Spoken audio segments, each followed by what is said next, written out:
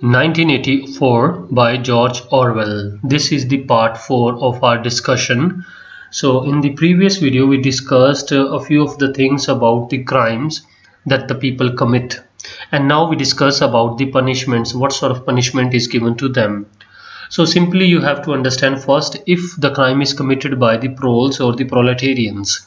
If they are doing crimes, these are the common ones, as I have already mentioned, that like robbery, rape or corruption or even murdering someone. These crimes are minor. So these are not against the state, especially against the integrity of the state.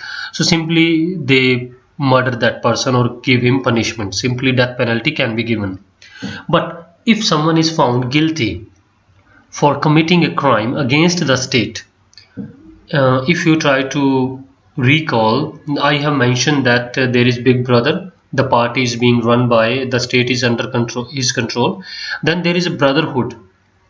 This is a so-called organization that is working against Big Brother. This brotherhood, okay, the member of this group are not known in public domain who are the member of this group. Okay, one common name is there, that is Emmanuel Goldstein. Okay, I'll tell you about this person, but for the moment you can remember that if someone is working for brotherhood, and the purpose of the brotherhood is to work against the state, especially to upset or unsettle the government of the Big Brother. If that person is caught, then there is a severe torture to him, unless or until that person admit his crime and he turns himself like the other persons of the party members. He is given severe torture. So first about the prisons where these people are kept. If someone is doing a crime against the state, he is kept in a prison. So these prisons are, no one cannot really have any idea where these prisons are existing, whether they are under the ground or at the top floor or where. No geographical location one can ever trace where these prisons are existing. Second, there is no sunlight. One cannot have any idea whether it's daytime, or if someone is in the prison, he cannot really have an idea whether it's daytime or night.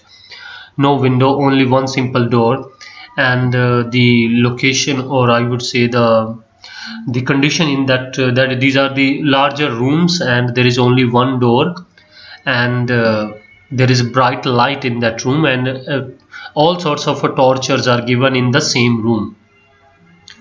And one cannot really have an idea where he is and how long he's been there. If someone is put into that prison, he's okay given food twice or thrice, whatever the order is, a day, but otherwise he cannot really have an idea whether he's been there for a month or 2 months or a year. No idea whatsoever. And having said that, there is also no possibility that he could meet anyone except the other prisoners. So they are kept in these rooms. So these are numberless rooms. And what is the principle of the party? Party says that they are torturing these criminals. The criminal means the persons who are working against the party. The party has a one simple objective. If they are torturing someone, the object of the torture is to torture. That's it. They don't want to kill, they simply want to torture. The object of the power is to maintain power, and the object of the persecution means to force sufferings. Object of the persecution is to persecute. So simply the party want to torture the people, torture the criminals. And if they are forcing you to tell the truth, if you have something like a secret in your mind you cannot hide, they will chop your fingers one by one. You cannot really escape unless or until you forget something. That is the other way, otherwise you cannot escape them. So one simple thing even said by the author, that if you want to keep a secret in your mind and you don't want to tell them, then simple thing is that you have to hide this secret even from your mind. You have to hide this secret even from your mind. Only then you can escape, otherwise there is no possibility. Then another theory or another idea or approach which I found that is adopted by this system or this superstate, that is, there is no martyrdom. If someone is found guilty of committing a crime against the state, then no martyrdom is given. Martyrdom means, okay, he is killed, but in the public domain or to the person belonging to him, no such message of martyrdom is given. Means I can try to simplify this thing by saying they will vaporize that person. I mentioned vaporize means they remove every record of that person. Okay, he compares the things with the old system. In the old system, with the, okay, in the times of the kings and in the Middle Ages as well, and even during the rules of the Nazi government, if someone is working against the state, what they used to do, they used to bring that person in the public domain. They used to follow some trials, inquisitions, and then they used to execute that person. This is the common approach that is being followed for ages. But what is the bad result, or what is the result of that trial and execution? That the people get inspired, the other people, the downtrodden people, they get inspired by these sort of execution, and they also start revolting against the state. So these sort of things this system want to avoid. The authority believe that by means going for the trials and then executing even in the public, it will not help you to torture the people. Rather, it will inspire them to get martyrdom, because the more the people see these sort of you can say killings in the open, they will get inspired and they will try to be like those heroes and to do work or to do things against the state. What they say that they simply remove that person from the history. If someone is doing against the state, they remove that person. Every trace of him is being removed from the state or from the records, sorry. And one more thing they do, if someone is doing these sort of crime against the state, they will torture him unless or until he apologize, and then these sort of apologies are brought into the public domain, and then these criminals, they express their apologies in the public domain and they admit that yes, they did something wrong against the state. And after that, these people are removed or vaporized, they are removed from the records, and then there is no inspiration for other people to revolt. So that's sort of a principle they follow. That is why the author clearly mentions that whatever the approach adopted by the kings and even by the monarchs in the Middle Ages, and even by the Nazis, even by the communist, he satires on the communism or the communist government in Russia, that whatever the approach they adopt by simply taking the person into the public domain and then killing him or executing him, this will not help them. This will rather give inspiration to the other people to rise, to revolt. So that is why what they do, they bring that person and they first torture him, and then they bring that person into the public domain, and where he is admitting his crime, he is expressing or apologizing. Because when these criminals, they are apologizing, that it will not inspire other people, and then they remove that person from the history or from the account, from the records, and every trace of him is being removed. So that sort of approach they adopt. So there is a one quote that we make them like ourselves. They torture them and then they make them like ourselves, and until they say that yes, we love Big Brother. So there is extreme torture. If okay, it is not for everyone, it is not for the same, it may differ from one person to another person, but extreme torture has to be there. And there is one famous room, that is room 101, where that sort of a torture is given. So this is about the torture, and this is how they try to control. There is a great detail about these incidents where the person from the authority is torturing the other person, and he's repetitively asking him count these fingers, and if he's showing 3 fingers and the other person, he is also telling that these are 3 fingers, then again the person says that yes, the state says that these are the 4 fingers. So means they are torturing with this sort of method, like 2 plus 2 is equal to 4, but the authority says that no, this is 2 plus 2 is equal to 5. And even one where the criminal or the victim, he's saying that I can see 4 fingers, but I am trying to see 5. So that is the extreme level of the torture. You can see the authority is saying, like I'm just explaining you that scene, that the person from the authority who is torturing the criminal, he's showing him the 4 fingers, and from the other end the criminal or the victim, he's replying that I am seeing the 4 fingers, but I am trying to see 5. So that is the level of the extreme torture. Further, they use some dials sort of a thing, dial maybe to, you can say, to exceed the temperature.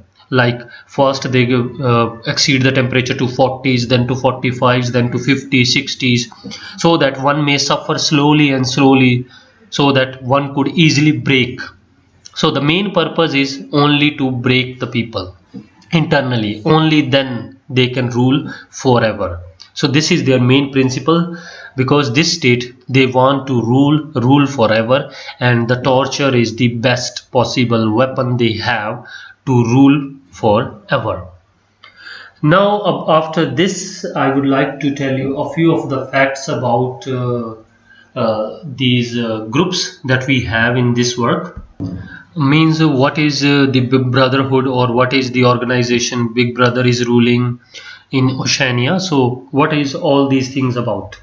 So I'll try to start from the beginning, because okay, the things go in flashback, sorry.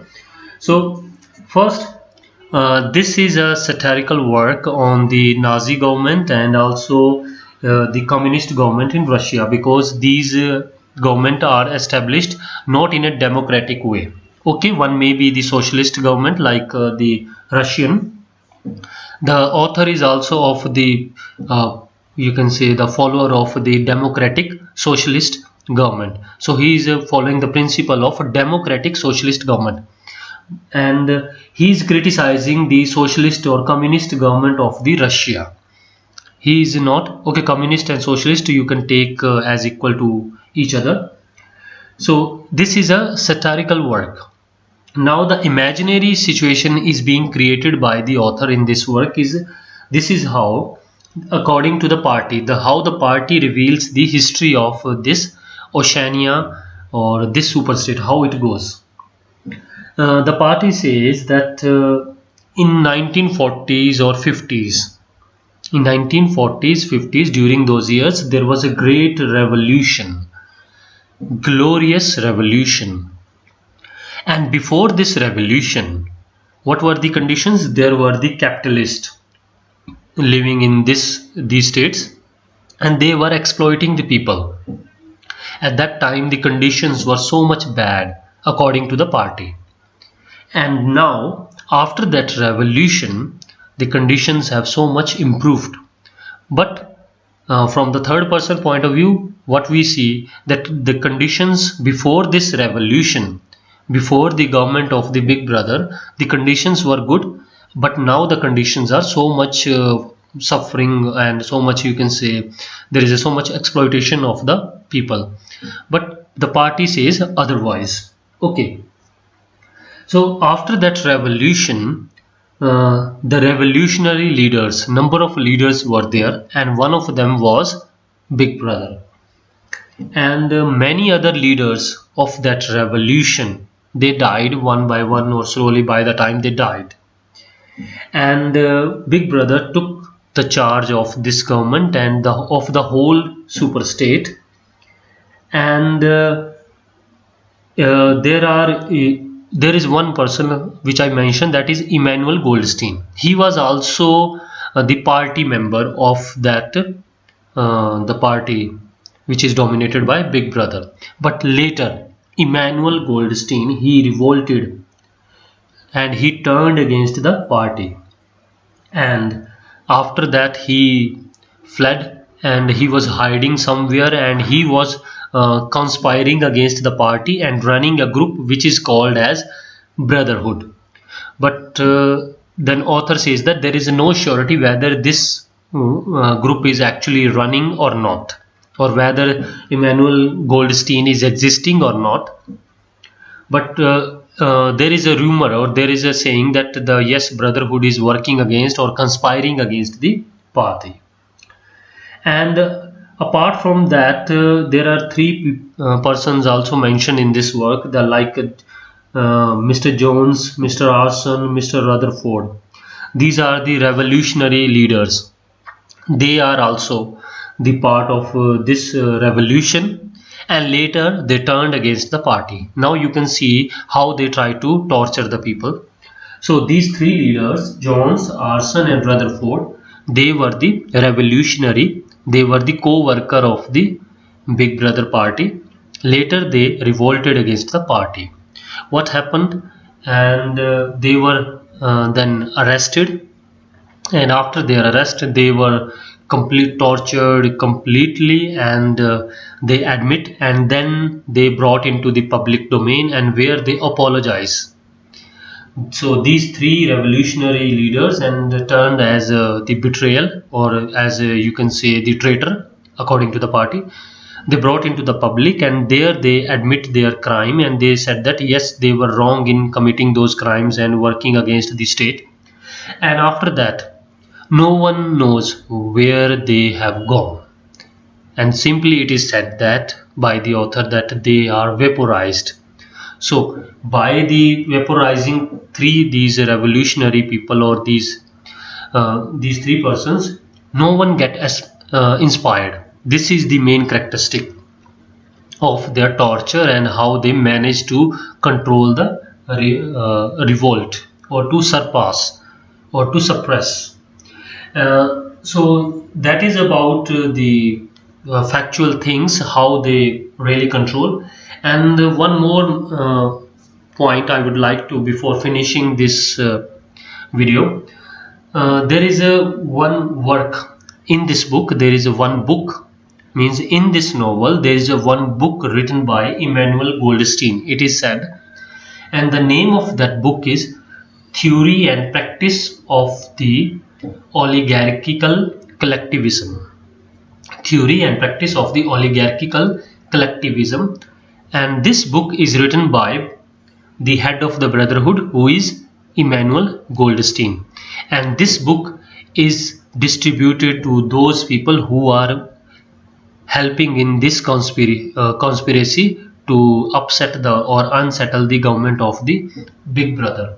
And this book contains the three chapters, chapter 1, 2, 3, like the same slogans: war is peace, other one is like freedom is slavery, and the third one is ignorance is strength. So these are the three chapters, and in these chapters most of the things about this system are explained, whichever the details I have given you about the past of this revolution, and how they torture, or how means their principal work, according to them, what is the language, newspeak, double speak, all these terms, these are explained in this book, because this book is there to tell the truth to the people, especially to the conspirators who are working there to upset this system. So this is really as a handy tool for those who are working to upset this system, and they are there to revolt against Big Brother. So this is the book written by Emmanuel Goldstein, as mentioned in this work. So that's all about the analysis of this work. In the next video we shall be discussing the main plot, how actually the action take place. There are vast details in this work. As I went through this book twice, There are vast details. There's not that much action. That whole novel can be completed within 20 or 30 pages, but it contains over 200 pages. There are vast details about all these terms, about how they rule, how the language and how the ministry works, about these principle: war is peace, or ignorance is strength, or freedom is slavery, or all those of things are explained in great details. If you try to read this book, initially you may not like, but slowly, if you get into this book, after 30 or 40 odd pages, you may find some of the things interesting. So this is the analysis. I tried to make the best of my efforts. So in the next video we shall be discussing what is the plot line, how the things actually develop in the plot, how we come to know about all these things, these analyses. So the main plot line and about the main characters. So we shall discuss each and everything about the plot. So that's it. Stay tuned. Thanks a lot.